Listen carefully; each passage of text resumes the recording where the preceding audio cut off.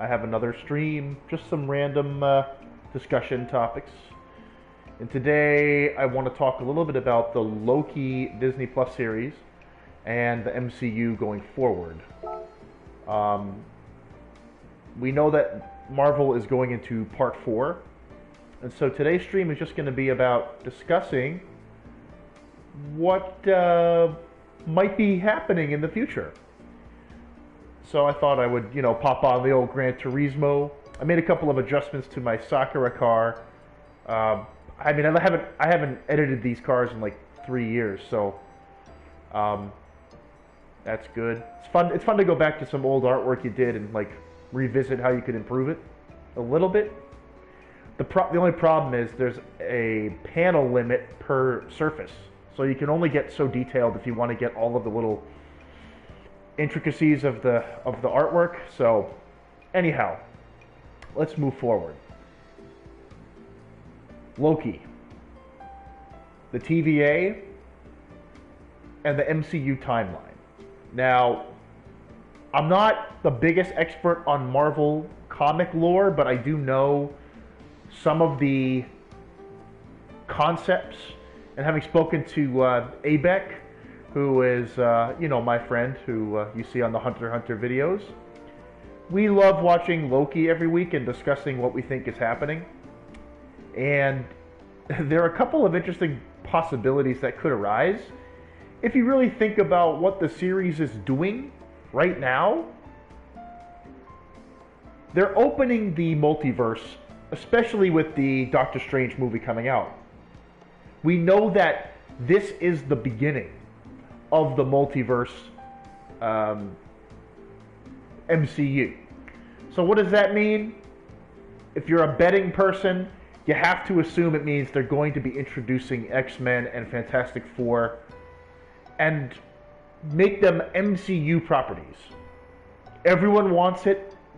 Everyone's dying for it. Now, to get this out of the way, I'm actually more excited for Fantastic Four. Because Fantastic Four, their powers, Doctor Doom, Silver Surfer, Galactus, these are cosmic level threats. Whereas Apocalypse and some of the X-Men are definitely powerful, no doubt about it. Phoenix Force. But I just feel like we have gotten good X-Men movies, and some not so good X-Men movies, but they've made some solid ones in the past, and Fantastic Four does not have a good movie. That hurts to say.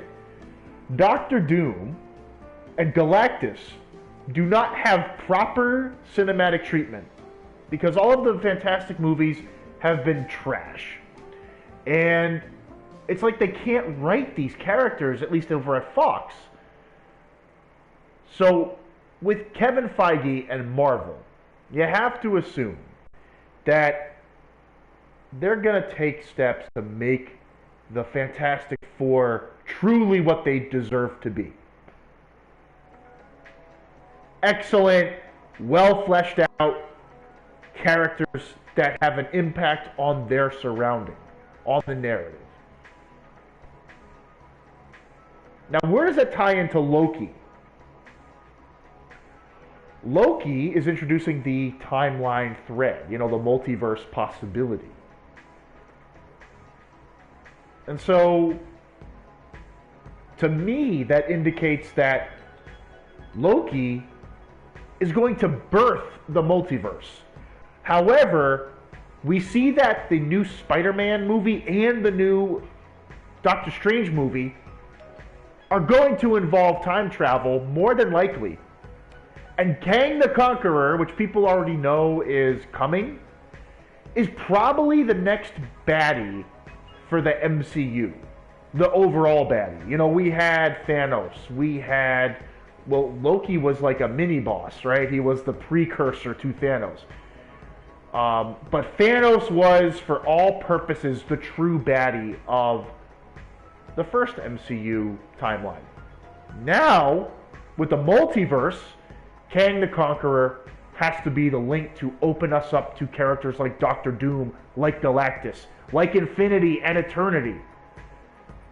Galactus is born from the beginning of a new universe, basically. He was born as an entity of a universe.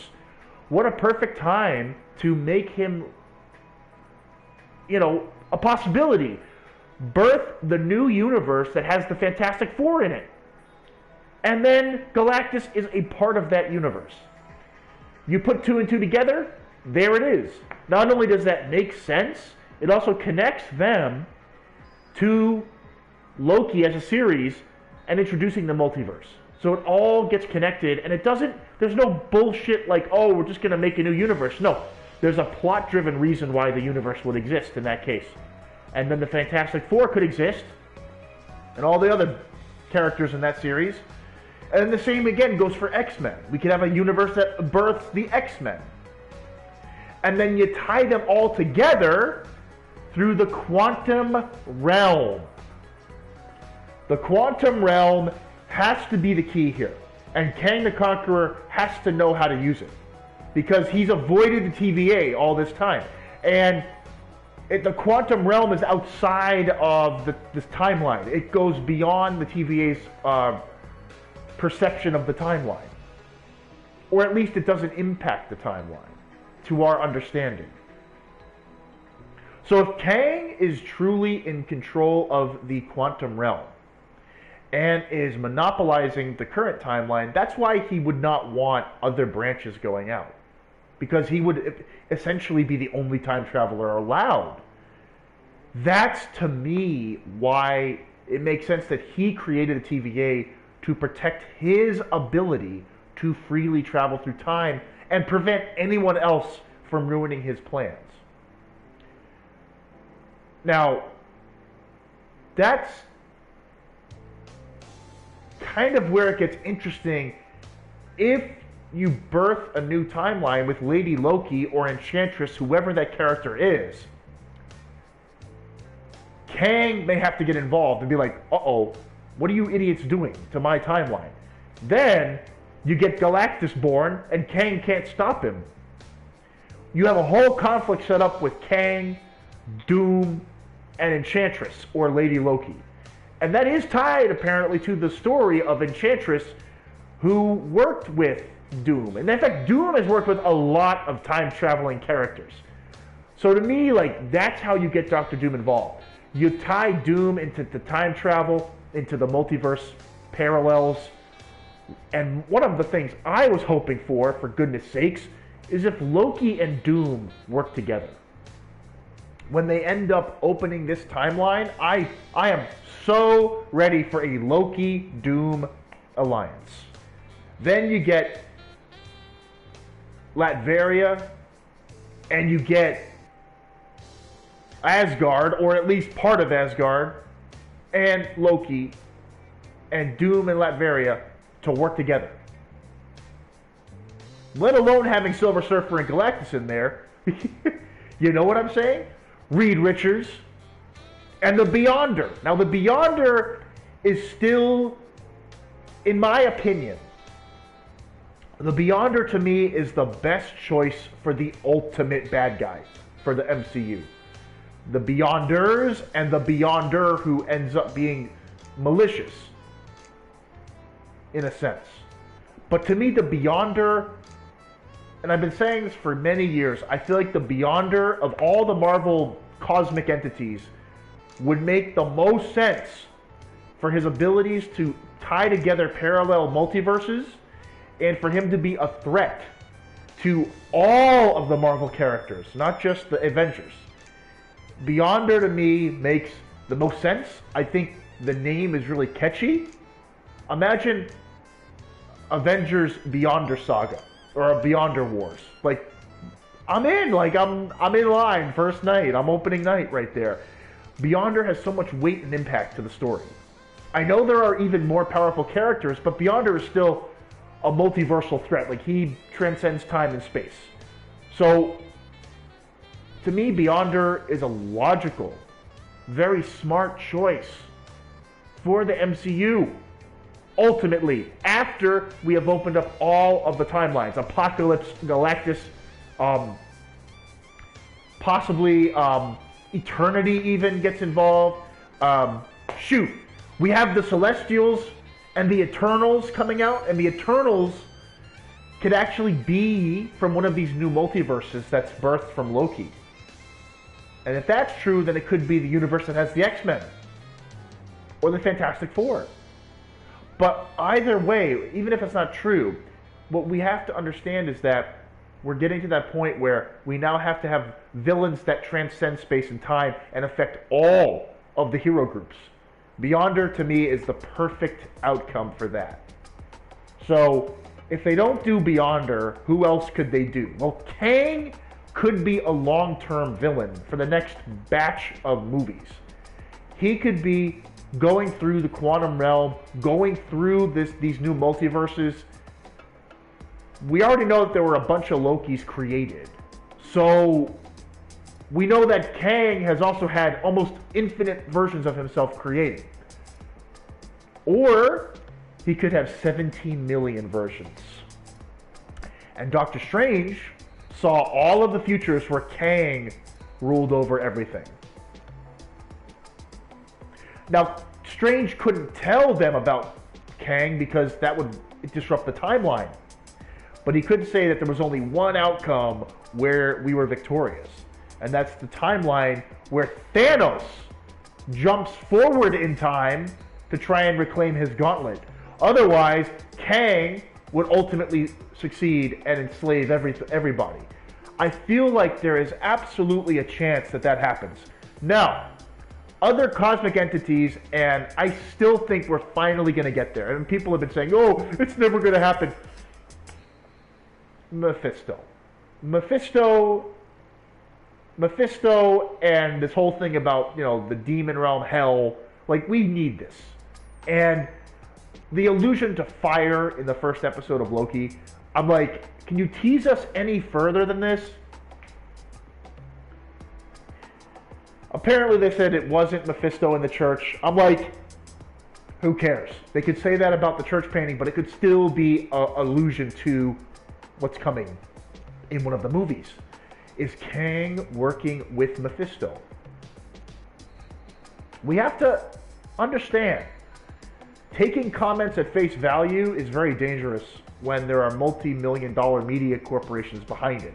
They don't want you to know the outcome. They want you to guess and pay money for the ticket.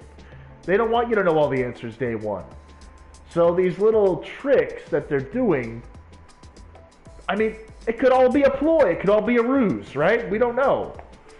But what we do know is that Mephisto could now very well fit. Dormammu, Mephisto, Doom. Mephisto and Doom have a history as well. So once we start getting those time-bending villains, Mephisto could come in and make a lot of sense. Not just exist in this series, but make sense as a villain, right? And the Beyonder could be the ultimate villain for the main hero groups to band around against. When Thanos got the Infinity Gauntlet and snapped, Abek and I were talking about this. When Thanos snapped, and what he's claimed destroyed the stones, people are theorizing that he unleashed Kang at that moment. When he did that, he basically, he could have willed Kang into existence at that very moment, or he unlocked Kang from the Soul Stone or the Time Stone. He unlocked the evil Kang from all of the timelines, the one that is the most dominant, or something like that. And when he did that, he realized through the stone, he's like, I can't win. Even me with the Infinity Gauntlet is a child compared to these other entities. Thanos may have seen the Beyonder when he snapped his fingers and went, onto his farm and retired. That, he may have seen the truth. The multiverses were out there and he was a little child compared to the true gods. I feel like that would humble Thanos' character in a nice, dramatic, and traumatic way, that all of that power is still insignificant in the grand scheme. Existential crisis mode. And that's a really good way to write that scenario and make Thanos look pathetic at the end of all of his conquest. And introduce someone like the Beyonder and these Mephisto and Galactus and these other entities that are definitely more cosmic and impactful in their grand scheme. And it makes a lot of sense that they would do that. So that's just my opinion. There's a lot they could do. If they unleash Apocalypse in the X-Men, for example, and Rogue, if Rogue is unleashed from the X-Men, oh, she could absorb any power, any ability. Like, if they get Rogue into this, I'm really, really hyped. And of course, Apocalypse. And Professor X, because Professor X can learn about everybody outside of their universe, you know, understand the secrets, so to speak, and where everybody is. With Cerebro. So there's ways to tie in meaningful pieces of those universes to make the whole thing cohesive. So we get a good story at the end of the day. And not something that just feels like they, you know, shoot it in because they could. All of this has impact, weight, and meaning. And that's very important. Very, very important. So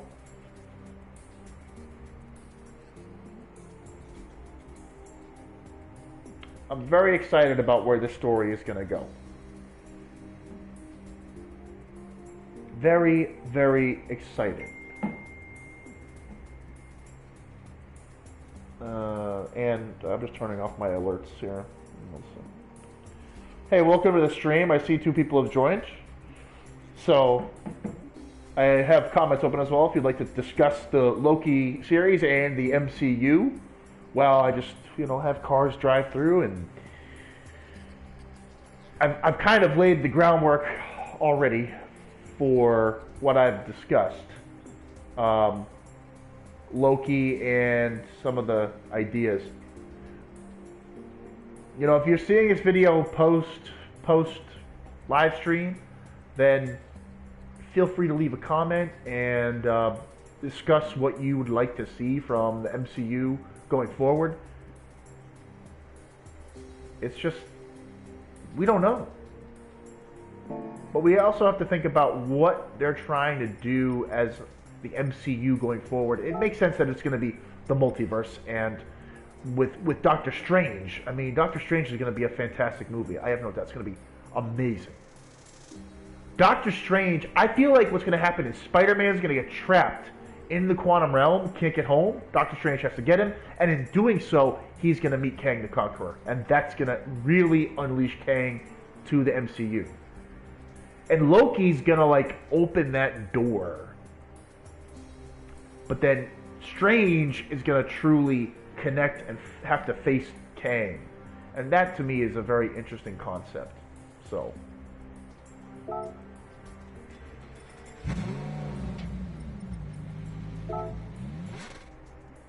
would be very, very interesting if that happened. Now, Loki, we're going back to Loki himself. You know, it's clear that he wants to try and change his future through what he learned and prevent, for example, his mother's death and the destruction of Asgard. He wants to stop that from happening. So Loki, ultimately, will want to go to the MCU timeline that we are familiar with and stop those events from happening. And if he does that, that will mean that there are 2 Lokis at that time. There's nothing better than 2 of the same Loki, because that opens up a ton of mischief and trickery. And Loki can frame so many people if he has 2 of himself. Oh, just fabulous. I hope that that happens. But I feel like they have to be careful, because we don't want to just rewatch the movies again. We already kind of got some of that in Endgame, and I feel like that was enough. do we really need to talk about the events at Asgard and the events in New York City again? We already got that. So I don't want to have to revisit Ragnarok and some of the Endgame events too much already, because we have done that. And I feel like they were well-told stories, and I don't think that Asgard necessarily has to be saved. Perhaps Lady Loki will rewrite his kind of priorities.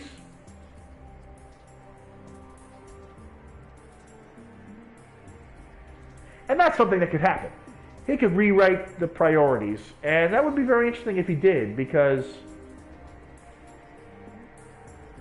it really seems almost solidified that Loki wants to save his planet and his mother. Like, that's huge for him as a character. What else would Loki want to do? Because that scene was so impactful and it had a lot of meaning to it. But, I feel like personally, if they're going to revisit movie events, do it in this series. Don't do it in a movie, because I do want to see new stuff. I do want to see the multiverse, and I do want to see what they do with it. So don't hang on to that and like just re-show those same incidents to us. Make sure that we're very much there. So it's just a very interesting situation. Very, very interesting. I think my mic is on, yeah. So, I guess I'm not going to stream too much longer, guys. Happy Father's Day. It is Father's Day today, and that's nice. I guess what I'll leave with is this. I think that Loki is really the starting point for so much of Part 4 that helps kind of bring it all onto the table. The question is, when are we getting the X-Men and the Fantastic Four? How will they be introduced? I do feel like this stringing out multiverse and Doctor Strange and the Quantum Realm are all going to be the real key to this. And Loki's the starting point, the true starting point.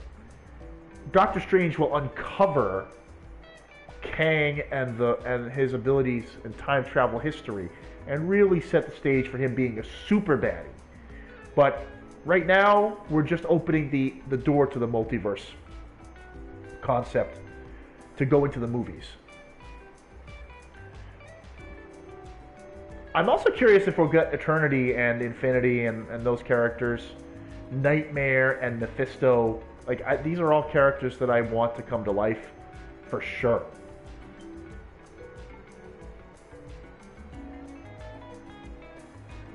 Now the ultimate